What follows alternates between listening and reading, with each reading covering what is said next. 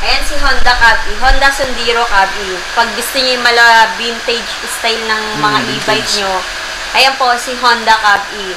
Removable battery, 48 volts, 24 ampere. And then, naka 400 watts din po siya. Tapos po, yung gulong niya po malaki. Malaki na. Oh, ayan oh. Ayan, nakamag sa kanyang rim dito, naka-disc brake na mga brother oh. Wow. Oh, ayan oh. Ang kanyang ilaw, kakaiba kanyang ilaw ito mga brother. Para siyang aso no. Ito ang kanyang nguso. Ito ang kanyang mata oh. Oy, panalo.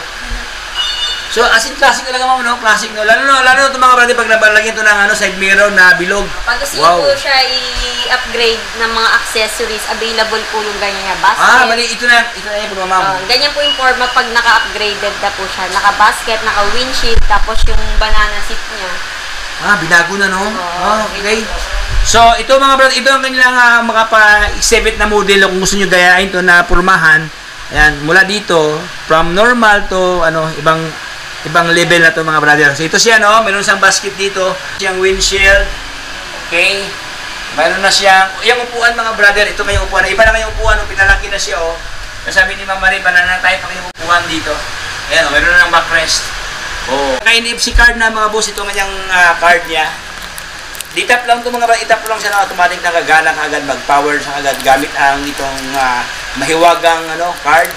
Price, Ma'am Marie, magkano ito Ma'am Marie? Dating 63,999 down to 53,999 po ang ating Honda Cab-E.